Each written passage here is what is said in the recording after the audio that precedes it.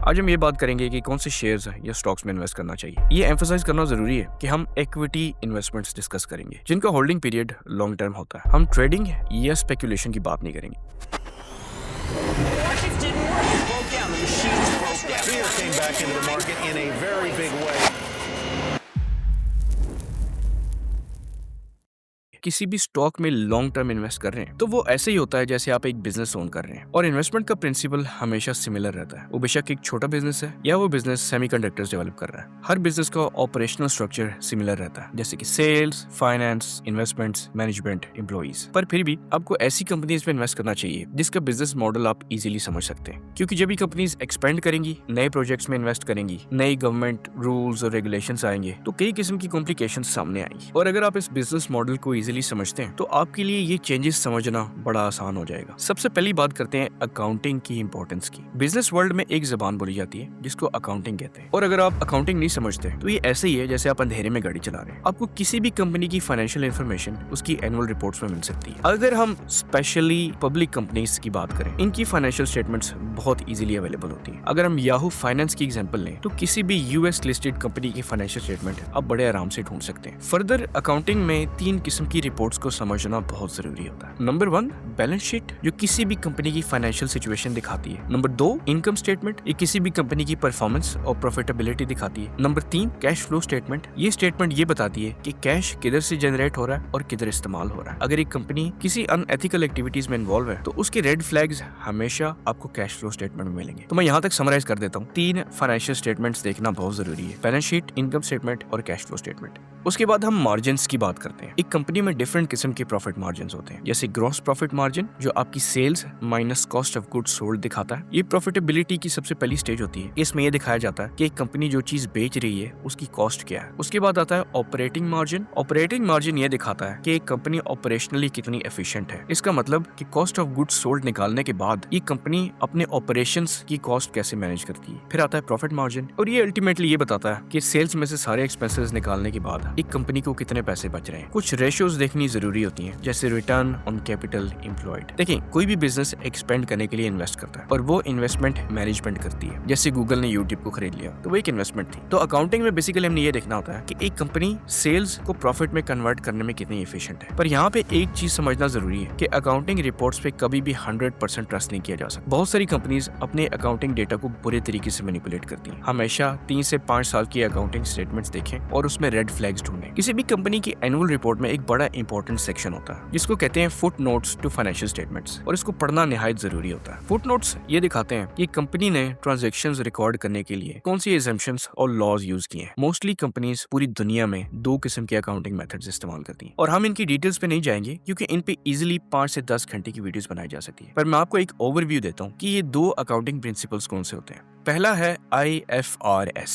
इसको international financial reporting standard कहा जाता है। ये एक ग्लोबल अकाउंटिंग सिस्टम है जो ये रेगुलेट करता है कि ट्रांजैक्शंस कैसे रिपोर्ट करनी है, जैसे एक कंपनी ने सेल कब रिकॉग्नाइज करनी है, इन्वेंट्रीज कैसे रिपोर्ट करनी है, डेरिवेटिव्स और करेंसी ट्रांजैक्शंस फाइनेंशियल स्टेटमेंट्स में किधर जाएंगी। ये सिस्टम फाइनेंशियल स्टेटमेंट्स को ट्रांसपेरेंट और कंसिस्टेंट बनाता है और दुनिया भर में 140 से ज्यादा ममालिक में यूज किया जाता है। IFRS का मेन मकसद है फाइनेंशियल रिपोर्टिंग में ट्रांसपेरेंसी और कंपेरेबिलिटी को बढ़ाना, ताकि फिर जिससे ग्लोबल ट्रेड और इन्वेस्टमेंट्स को प्रमोट किया जा सके। तो अगर एक कंपनी इंडिया में ऑपरेट करती है और दूसरी कंपनी यूएस में ऑपरेट करती है और दोनों कंपनी IFRS यूज कर रही हैं तो इनको कंपेयर करना काफी इजी हो जाएगा। दूसरी तरफ आते हैं गैप प्रिंसिपल्स। इनको जनरली एक्सेप्टेड अकाउंटिंग प्रिंसिपल्स कहा जाता है जो कि हर कंट्री के लिए यूनिक होते हैं। अगर हम यूएस की एग्जांपल लें तो यहाँ पे यूएस गैप यूज किया जाता है। IFRS और गैप को डायरेक्टली कंपेयर नहीं कर सकते, हमेशा इन स्टेटमेंट्स को कन्वर्ट किया जाता है, जो कि एक कॉम्प्लिकेटेड टास्क है। पर ये इंपॉर्टेंट है कि आप अवेयर रहें इन डिफरेंसेस के। अगली बात हम ये डिस्कस करते हैं किसी भी बिजनेस में इन्वेस्ट करते वक्त उसकी मैनेजमेंट का रोल कितना इंपॉर्टेंट होता है। तो हमेशा उन कंपनीज में इन्वेस्ट किया जाए जहां मैनेजमेंट शेयर होल्डर होती है। अगर आप टेस्ला की एग्जांपल लें तो एलन मस्क उसमें शेयर होल्डर है, एनवीडिया के सीईओज के शेयर होल्डर है, माइक्रोसॉफ्ट के सीईओज के शेयर होल्डर है, एप्पल के सीईओज उसके शेयर होल्डर है। क्योंकि जब मैनेजमेंट का अपना पैसा उनकी कंपनी में लगा होता है तो वो ज्यादा रिस्पॉन्सिबिलिटी से काम करते हैं। यहाँ पे एक और चीज रखना भी जरूरी है कि अगर आप किसी भी कंपनी की बैलेंस शीट देखें तो उसमें थोड़ा सा लॉन्ग टर्म डेट होना जरूरी है, क्योंकि अगर कंपनीज के पास सिर्फ शेयर होल्डर्स का पैसा है तो ये चीज फिर मैनेजमेंट को गलत फैसले करने में बहुत ज्यादा फ्रीडम देती है। इस वजह से कैपिटल स्ट्रक्चर का प्रेशर मैनेजमेंट पे होना जरूरी है। तीसरी बात करते हैं मार्केट स्ट्रक्चर की। अब सुनने में ये चीज काफी अनएथिकल लगती है, पर आपको हमेशा उन कंपनीज में इन्वेस्ट करना चाहिए जिनके पास एक सिग्निफिकेंट कंपेटिटिव एडवांटेज है, और वो कंपेटिटिव एडवांटेज इतना बड़ा होता है कि वो ऑलमोस्ट एक मोनोपोली ऑपरेट कर रहे होते हैं। कुछ एग्जांपल्स लेते हैं। जब लेट 80s और 90s में माइक्रोसॉफ्ट बूम कर रही थी तो उनका विंडोज और ऑपरेटिंग सिस्टम्स में एक मोनोपोली स्ट्रक्चर था, और IBM जैसी कंपनीज जो भी कंप्यूटर्स या लैपटॉप्स प्रोड्यूस करती थी उनको विंडोज का ही ऑपरेटिंग सिस्टम यूज करना पड़ता था। एनवीडिया की एग्जांपल लें तो GPUs, AI